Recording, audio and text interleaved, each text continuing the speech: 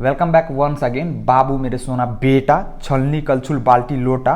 तो आओ क्वेश्चन पढ़ते हैं और देखते हैं क्या दिया हुआ है और क्या हमें निकालना है। 3 अंकों वाली कितनी संख्याएं 7 से विभाज्य है? इंग्लिश में how many 3 digit numbers are divisible by 7।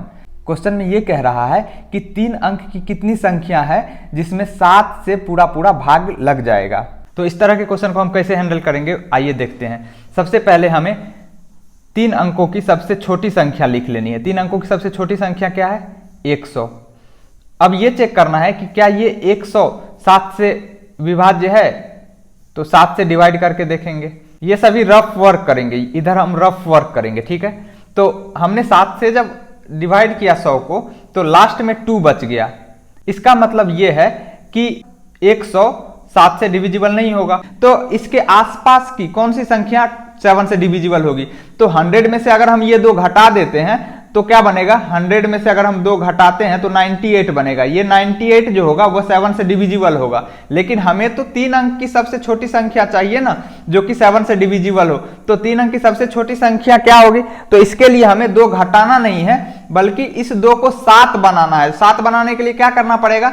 इस 2 में 5 जोड़ना पड़ेगा। 2 में 5 जोड़ना पड़ेगा। अगर यहां पे ये 7 बन जाता तो ये यहां पे क्या होता? 7 से डिविजिबल होता। तो इसीलिए इस 2 को 7 बनाने के लिए क्या करना पड़ेगा? 5 जोड़ना पड़ेगा। ये 5 कहां जोड़ेंगे? हम इस 100 में जोड़ेंगे। तो 100 में जोड़ेंगे तो क्या हो जाएगा? 105। अब ये 3 अंक की सबसे छोटी संख्या है जो कि 7 से डिविजिबल है। इसी तरह हम अब 3 अंक की सबसे बड़ी संख्या निकालेंगे जो कि 7 से डिविजिबल हो। तो 3 अंक की सबसे बड़ी संख्या होती क्या है?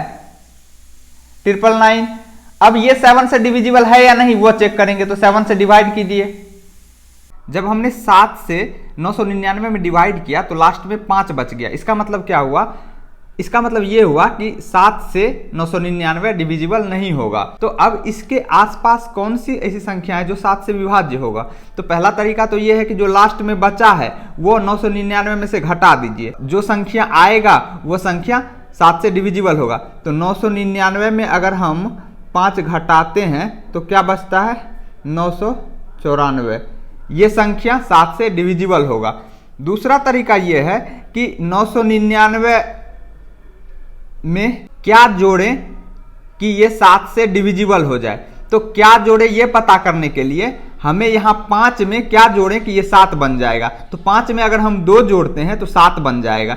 इसका मतलब ये हुआ कि अगर हम इस 999 में 2 जोड़ देते हैं तो ये जो नया संख्या बनेगा 1001 वो 7 से डिविजिबल होगा। ये 1001 7 से तो डिविजिबल होगा, लेकिन ये 4 अंक का संख्या बन गया। हमें तो 3 अंक का ही संख्या चाहिए ना, बड़ा से बड़ा संख्या 3 अंक का जो 7 से डिविजिबल हो।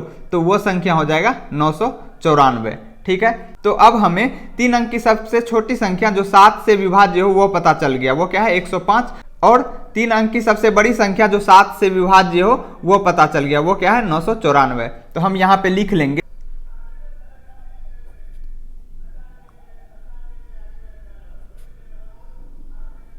3 अंकों की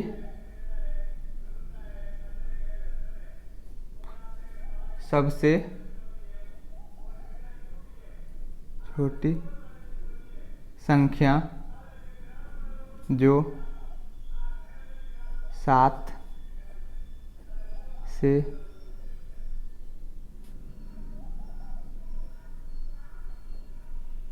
विभाज्य हो बराबर 105। उसी तरह 3 अंक की सबसे बड़ी संख्या जो 7 से विभाज्य हो। 3 अंकों की सबसे बड़ी संख्या जो 7 से विभाज्य हो बराबर क्या हो जाएगा? 994। 994। तो अब हमें यह पता करना है कि 105 से लेकर 994 तक कितनी संख्या होगी जो कि 7 से विभाज्य हो, मतलब 7 से डिविजिबल हो। तो हम सीक्वेंस लिखेंगे, क्या होगा सीक्वेंस, पहली संख्या 105 जो कि 7 से डिविजिबल होगी। जस्ट अगली संख्या क्या होगी, तो 105 में 7 जोड़ दीजिए, क्या हो जाएगा 112। इसकी अगली संख्या क्या होगी जो 7 से डिविजिबल हो, तो 112 में 7 जोड़ दीजिए 119। इसी तरीके से आगे और भी संख्या हम लिख सकते हैं। लास्ट संख्या जो कि 7 से डिविजिबल हो वो 3 अंक की 994, मतलब 994। तो आप देखिए ये जो सीक्वेंस बना ये एपी हो गया। कैसे पता चला, आप किसी भी पद में से जस्ट पीछे वाला पद घटाइए, ये जो डिफरेंस मिलेगा वो हमेशा 7 होगा। तो अगर दो अलग अलग पेयर ऑफ टर्म के लिए हम डिफरेंस निकालते हैं और वो डिफरेंस बराबर हो तो हम क्या कहते हैं, वो सीक्वेंस एपी में होता है। तो ये क्या हो गया, हमारा एपी हो गया। जिस एपी का प्रथम पद 105 हो, सार्व अंतर 7 हो और अंतिम पद पता हो, तो उस एपी में टोटल कितने टर्म होंगे वो हम बता सकते हैं। तो हम क्या करेंगे, यहां पे लिख लेंगे ए बराबर, ए मतलब प्रथम पद कितना है 105, डी मतलब सार्व अंतर कितना है।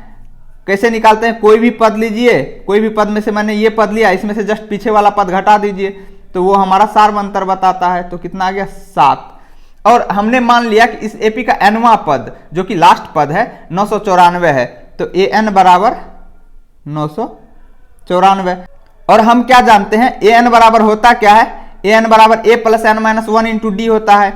तो अब हम ए एन का फॉर्मूला लगा देंगे, क्या होता है a plus N minus 1 into d बराबर कितना हो जाएगा 994। ये हमने कहां से लिखा, किसी एपी के nवें पद का फॉर्मूला क्या होता है, a plus N minus 1 into D.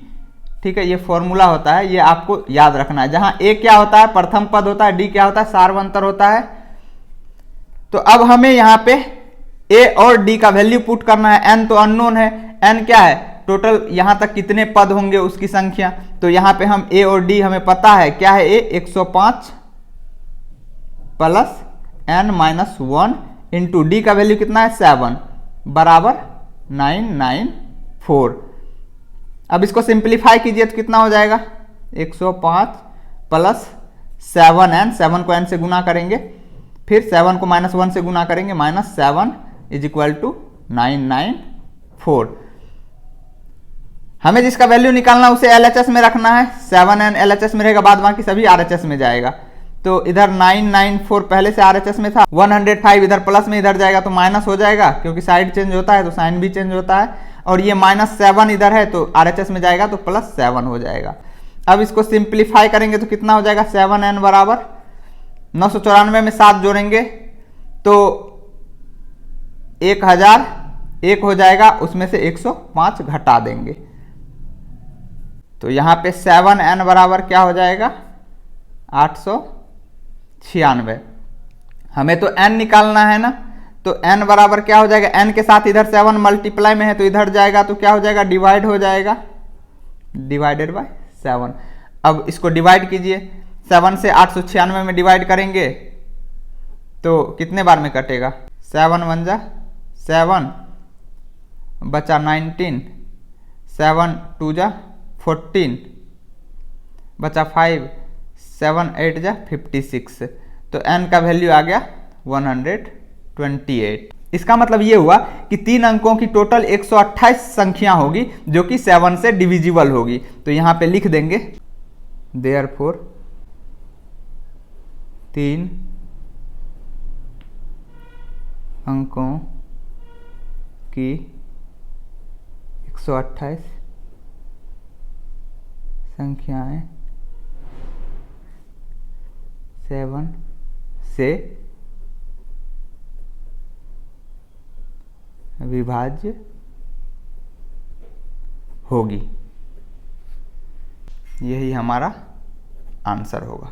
उम्मीद करता हूं आपको सॉल्यूशन समझ में आया होगा। अगर आगे से इस टाइप का क्वेश्चन आता है तो आप उसे धुआं कर पाएंगे। अगर आप चैनल पे नए हैं तो मेरा हम्बल रिक्वेस्ट है कि चैनल को सब्सक्राइब करके बेल आइकन को दबा दीजिए ताकि नए वीडियो का नोटिफिकेशन आपके मोबाइल तक पहुंच पाए। फिर मिलेंगे अगले वीडियो में बहुत ही जल्द। तब तक के लिए नमस्कार, जय हिंद।